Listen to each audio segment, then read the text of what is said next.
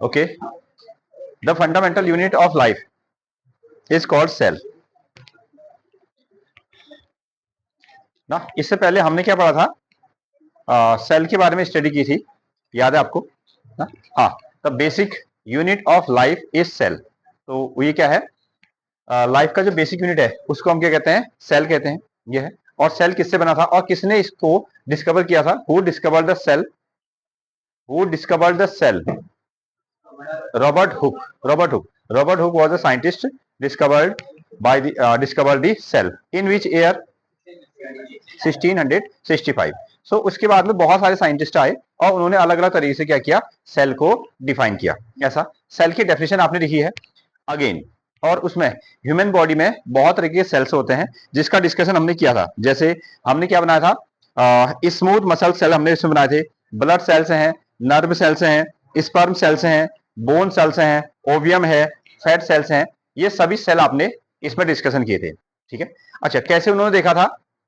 Bye a microscope. ठीक है, हाँ, किसकी हेल्प से? सेल्फ मेड माइक्रोस्कोप की हेल्प से उन्होंने क्या किया था, सेल के स्ट्रक्चर को देखा था।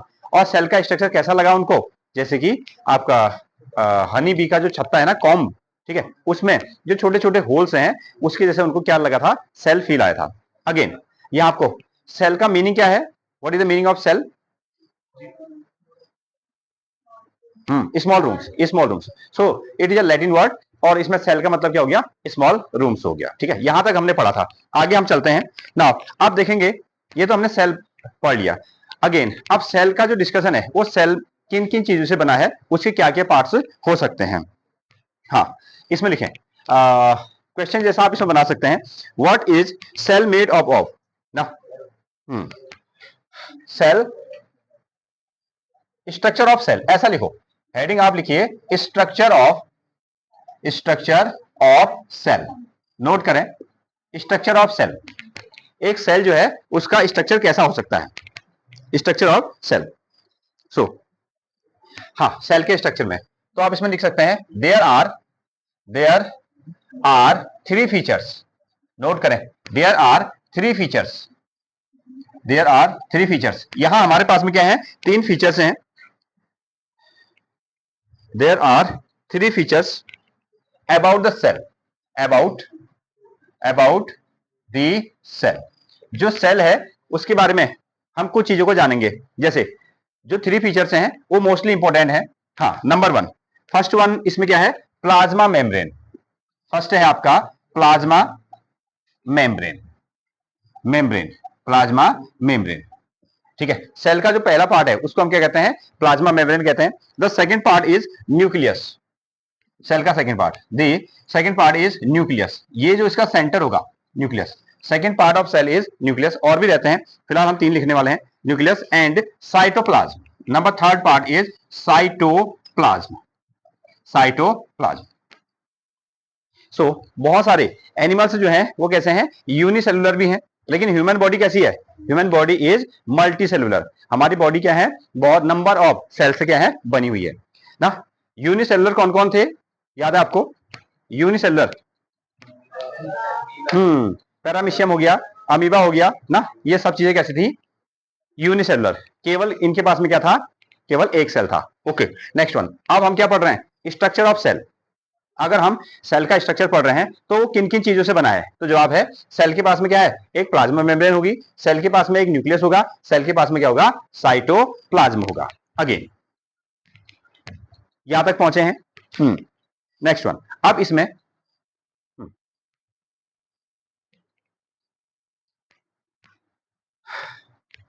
प्लाज्मा मेम्ब्रेन क्लियर है? लिख दिया? बहुत टाइम लगा रहे हो। एक है आपका plasma membrane, second one is nucleus. पहली जो हेडिंग होगी विच इज प्लाज्मा मेम्ब्रेन। अब थोड़ा सा हम इसके बारे में डिस्कशन करते हैं। हाँ, इसमें नोट करें plasma membrane, plasma membrane, plasma membrane. Okay, जो सेल का, अब ये प्लाज्मा मेम्ब्रेन क्या है?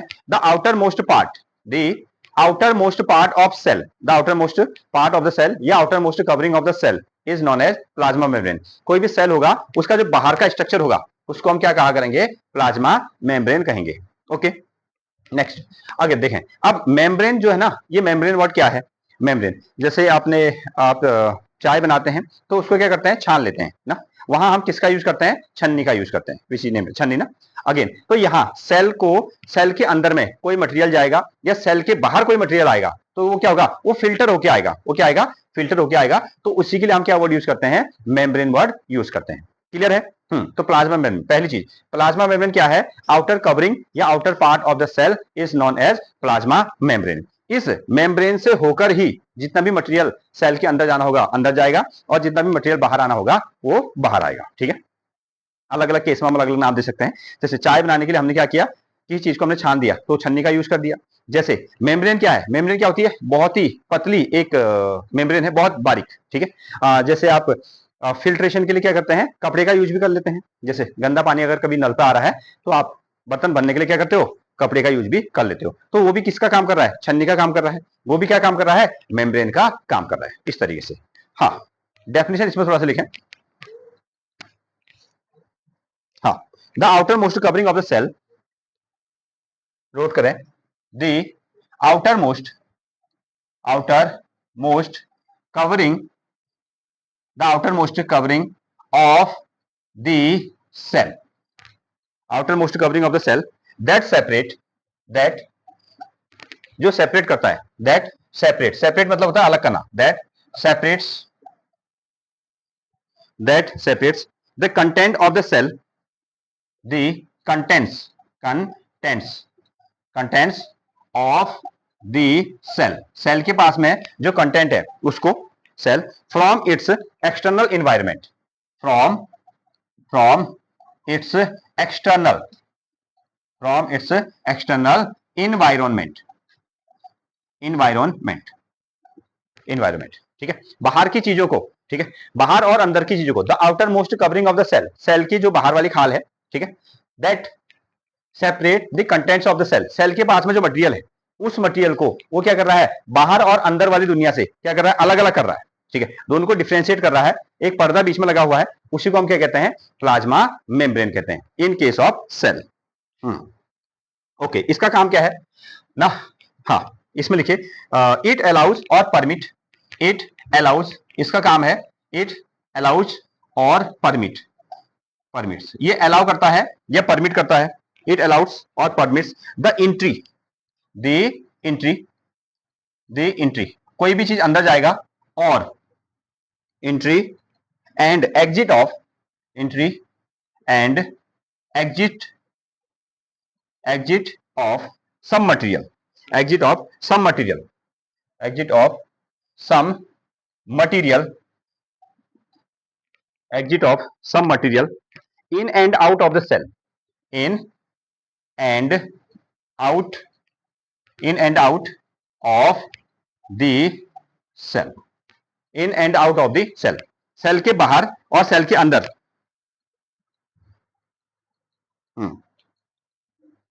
ओके ना, तो सारी चीजों को सुन रहे, सारी चीजों को सेल के अंदर अलाउ नहीं किया जाता है, ठीक है, या परमिट नहीं किया जाता है। इसका काम क्या है, it allows or permit the entry and exit of some material in and out of the cell, cell से अंदर कौन जाएगा और सेल के बाहर कौन आएगा, ये डिसाइड कौन करने वाला है, प्लाज्मा मेम्ब्रेन करने वाला है। इसलिए हम इसको क्या कहते हैं, which is named as selectively permeable membrane भी कहते हैं। ठीक है, आगे क्वेश्चन भी आपको मिलेगा कि why plasma membrane is also called selectively permeable membrane. So यही कारण है, ये सारी चीजों को अंदर नहीं जाने देता है, सारी चीजों को बाहर नहीं आने देता है, सिलेक्टेड चीजों को अंदर और सिलेक्टेड चीजों को बाहर निकालता है, इसलिए इसका नाम सेलेक्टिवली परमेबल मेम्ब्रेन भी हम कहेंगे। हाँ, नोट उसको कर रहे हैं। हाँ, इसमें लिखिए, इट ऑल्सो प्रिवेंट, आगे अगला पॉइंट बना लीजिएगा, इट या साथ में लिख लो, it also prevent, it also prevent some, it also prevent some other materials, other materials, it also prevent, it also prevent some other materials from movement, from movement, movement, movement, some other material from movement। ठीक है, therefore आगे, therefore therefore ना, cell membrane या plasma membrane, therefore plasma plasma membrane plasma membrane therefore plasma membrane okay is called बात है नहीं selectively is called permeable selectively permeable membrane selectively permeable membrane selectively permeable membrane ये word आपको देखने को मिलेगा ठीक है why plasma membrane is called selectively permeable membrane तो आपको ये आंसर लगाना है क्या कि प्लाज्मा मेम्ब्रेन क्या चीज है so plasma membrane the outer most covering of the cell that separate content of the cell from its external environment एक ऐसा मेम्ब्रेन ठीक है एक ऐसी परत एक ऐसी झिल्ली कह सकते हो एक ऐसा फिल्टर पेपर ना which separate the outer most part of the cell and inner most part of the cell ठीक है सेल के अंदर और सेल के बाहर की चीजों को जो अलग अलग करता है उसका नाम प्लाज्मा मेम्ब्रेन है अगेन ठीक है it allows permit the entry and exit of some other materials and out ठीक है ये क्या करता है कुछ मटेरियल को अंदर जाने देता है कुछ बाहर जाने देता है लेकिन सारे मटेरियल को अंदर नहीं जाने देता है ठीक है ये सिलेक्टेड करता है it also prevent some other materials from movement ये सारे मटेरियल को अंदर नहीं जाने देगा इसलिए इसका नाम हमने क्या रख दिया सेलेक्टिवली परमेबल मेम्ब्रेन सेलेक्ट किए हुए चीजों को ही ये अंदर जाने देता है ओके ये क्वेश्चन आपको मिलेगा हाँ सेलेक्टिवली परमेबल मेम्ब्रेन क्यों कहते हैं नोट कर गैसेस ठीक है the flowing of gases from higher concentration to lower concentration is called which is क्या था हाँ डिफ्यूजन उसको हम क्या कहते हैं डिफ्यूजन कहते हैं गैसें एक रीजन से दूसरे रीजन पर जाएंगी तो उसको हम क्या कहेंगे डिफ्यूजन कहेंगे वाटर के केस में भी हम लोग कह सकते हैं वाटर केस में भी अच्छा देखें हमने दो टैंक बनाए एक टैंक में क्या है पानी फुल है बहुत ज्यादा पानी है और दूसरे टैंक में क्या है पानी कम है या ऐसा कह सकते हो दूसरी वाली जो टैंक है वो खाली है और उसका हमने क्या कर दिया दोनों भरी वाली टैंक यहां ध्यान दें भरी वाली टैंक और खाली टैंक को हमने एक पाइप के साथ कनेक्ट कर दिया और उसका जो नल है टोटी उसको हमने खोल दिया अब बताएं क्या होगा मतलब क्या होगा पहले तो बताओ नहीं आया समझ में एक भरी हुई टैंक है एक खाली हुई टैंक है ठीक है उन पर हमने एक पाइप लगा दिया और हमने टोटी को या नल को खोल दिया तो अब क्या होने वाला है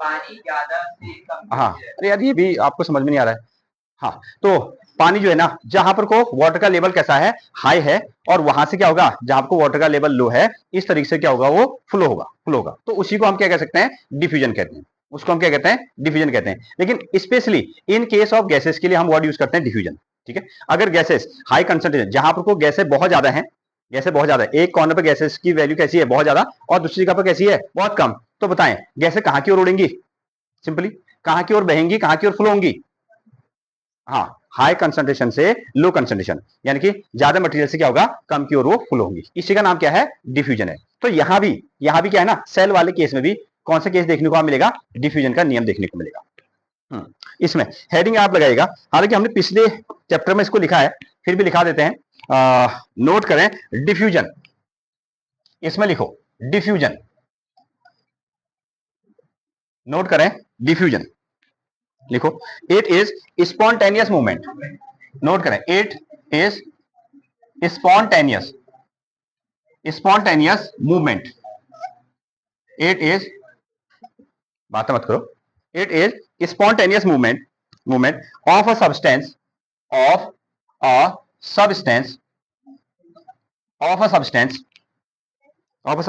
फ्रॉम अ रीजन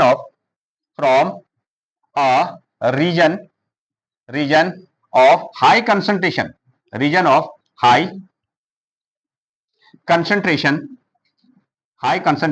to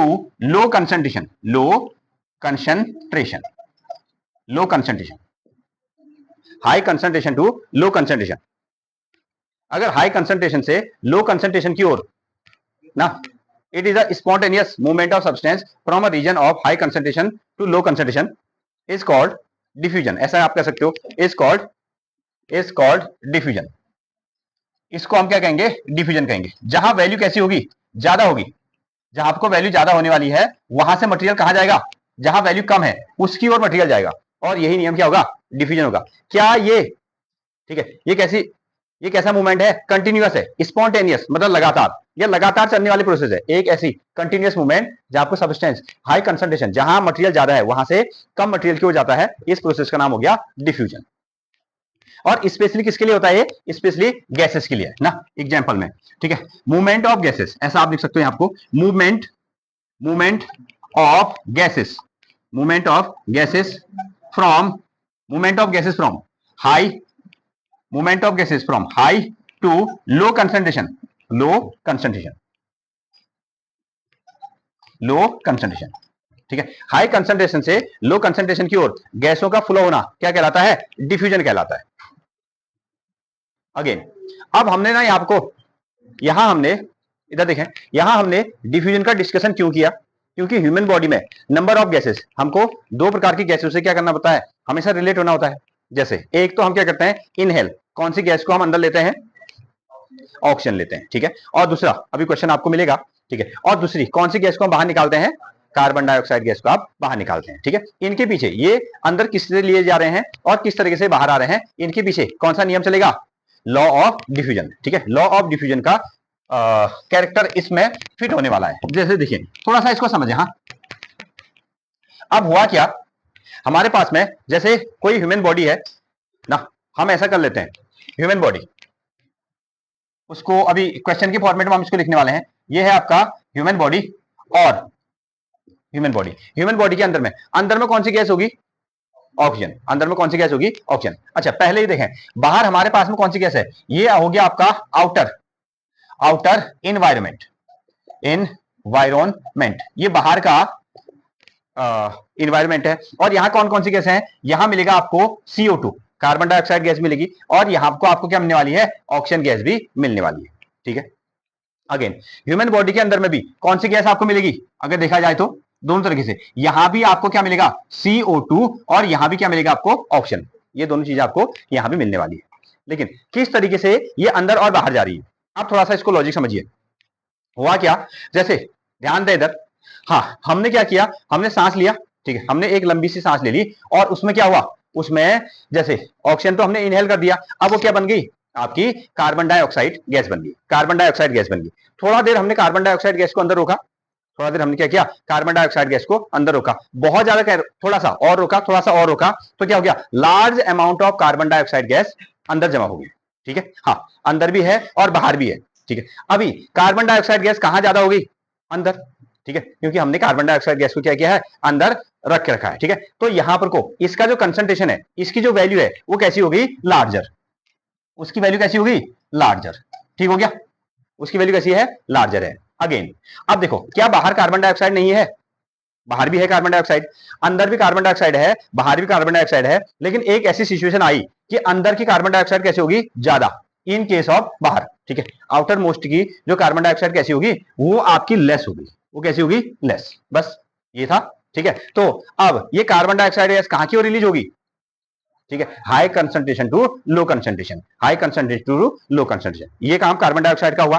अब जैसी कार्बन डाइऑक्साइड गैस क्या होगी? बाहर निकल गई, जो भी अंदर गैस थी वो क्या होगी? बाहर निकल गई। तो अंदर कौन सी गैस बची? कोई भी नहीं है। अच्छा, ये कह सकते हो ऑक्सीजन बची। अच्छा, थोड़ी देर के लिए, अब ऑक्सीजन कितनी रहेगी फिर? अगर कार्बन डाइऑक्साइड ज्यादा रही होगी तो ऑक्सीजन क्या होगी? कम, ऑब्वियसली। ये कैसी रही होगी? लेस। ये कैसी रही होगी? लेस रही होगी। अंदर भी हमारे पास में क्या है? ऑक्सीजन है। अब बाहर भी तो ऑक्सीजन है, लेकिन अभी के केस के लिए, अभी के केस के लिए ऑक्सीजन यहां क्या है? ऑक्सीजन कैसी है? लार्जर है। ऑक्सीजन कैसी है? लार्जर। इसका कंसंट्रेशन क्या हो गया? ज्यादा, और अंदर का कंसंट्रेशन कैसा हो गया? कम। और इस हिसाब से ऑक्सीजन कहां जाने वाली है? ऑक्सीजन डिफ्यूज होके, ऑक्सीजन जो होगी आपकी डिफ्यूज होके अंदर जाएगी। बस ये इसमें नियम चलता है, ड्यू टू द डिफ्यूजन ना। यही हम लिखेंगे कि कार्बन डाइऑक्साइड गैस और ऑक्सीजन गैस को हम किस तरीके से अंदर और बाहर लेते हैं, एक ह्यूमन बॉडी किस तरीके से अंदर और बाहर लेती है, due to by the law of diffusion, ठीक है। हाँ, when the concentration of carbon dioxide is greater in the body then it exits from the body, ठीक है, and at the same time when oxygen the value of oxygen is less, ठीक है, इन case of outer most, ठीक है। और तो क्या होगी? ये अंदर की ओर चली जाएगी। इस तरीके से आप इसको बनाने वाले हैं, क्लियर है? हाँ, उसमें हम एक क्वेश्चन देखेंगे, ये आपको लिखा भी गया है, इसको आंसर के फॉर्मेट में लिखा दिया जाए।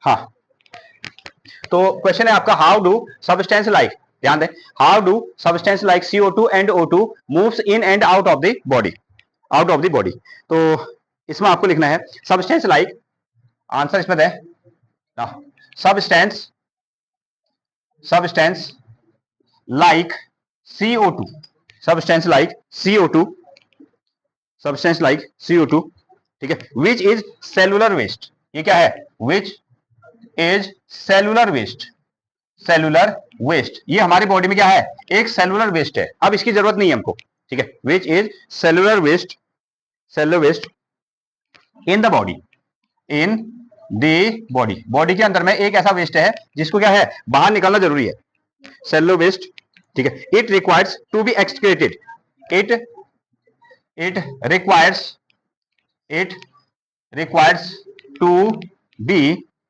It requires to be excreted out, excreted, excreted out from the body, out from the body, out from the body, out from the body, ठीक है, इट फॉलो, आगे इसको लिखेगा, it follow the law of diffusion, law of diffusion, तो ये क्या कर रहा है, ये डिफ्यूजन के लॉ के अकॉर्डिंग काम कर रहा है, it follow the law of diffusion, diffusion, when the value of, इसमें लिखें, when the value of CO2 inside the body, inside the body is larger as compared to outer environment,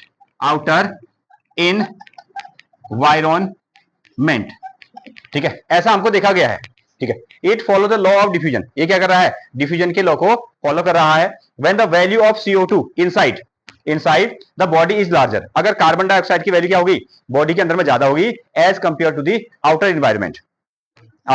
environment, ठीक है, तो CO2 moves out the cell, then CO2 moves out from the cell, तो CO2 क्या होगी, cell से बाहर निकल जाएगी, सेल से बाहर निकल जाएगी, ड्यू टू, सेल से बाहर निकल जाएगी, इसको हम कह सकते हैं ड्यू हाई कंसंट्रेशन, लिख दो, due to high concentration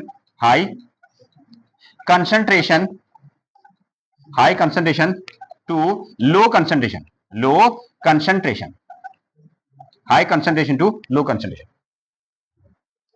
actually यहां आपने क्या कर दिया, डिफ्यूजन के लॉ को भी फॉलो कर दिया ना, ये तो शब्दों की भाषा है, आप उसको कितना बड़ा चला, बात नहीं, यहां आप उसको कितने बड़ा चला के बातें कर सकते हैं, जैसे हमने कहा कि सबस्टेंस लाइक CO2, जो CO2 है, विच इज सेलुलर वेस्ट, ये अब क्या हो गया, बॉडी के अंदर में सेल के द्वारा निकाला गया क्या है, एक वेस्ट है, ये सेलुलर वेस्ट है, इसके बारे में हमने बता दिया, in the body it requires to be excreted out from the body, और ये क्या है, इसको अब बॉडी से निकालना जरूरी है, ठीक है, ये हो गया, आगे it follow the law of diffusion, और निकलने के लिए क्या करेगा, ये डिफ्यूजन के नियम को क्या करेगा, फॉलो करेगा, अब किस तरीके से, when the value of CO2 inside the body is larger as compare to outer environment, अगर बॉडी के अंदर में CO2 की वैल्यू क्या होगी, बाहर के एनवायरनमेंट से ज्यादा होगी, देन CO2 मूव्स, तब क्या होगा, कार्बन डाइऑक्साइड क्या करेगा, मूव करेगा फ्रॉम द सेल, अच्छा ऐसा क्यों करेगा, हमको पता है, due to the high concentration to low concentration, जो गैसें होती हैं वो क्या होती हैं, हाई कंसंट्रेशन से लो कंसंट्रेशन की ओर फ्लो होती है, ये आपका आंसर है। जो इसका सेकंड पार्ट होगा कि ऑक्सीजन किस तरीके से इंटर करने वाली है, इसमें लिखे सिमिलरली, इसमें लिखे similarly O2 enters the cell, O2 enters the cell, जो O2 है वो क्या करेगी, सेल के अंदर इंटर करती है, bye the process of diffusion, इस पर भी क्या लग रहा है, bye the process of diffusion, इस पर भी डिफ्यूजन का नियम लग रहा है, नोट करें, bye the process of diffusion, when the level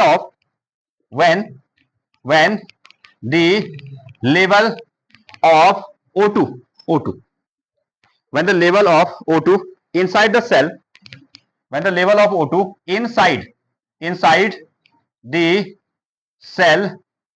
cell decreases, inside the cell decreases, outer O2, ठीक है, outer O2 moves, which is ये आपको आप नोट कर सकते हैं, which is larger, जो कि larger amount में, which is larger, outer O2 moves which is larger inside the cell, inside the cell, वो क्या करेगी, सेल के अंदर में मूव करेगी।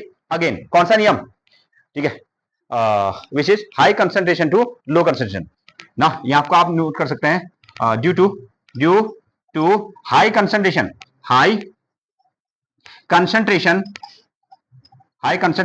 To low concentration,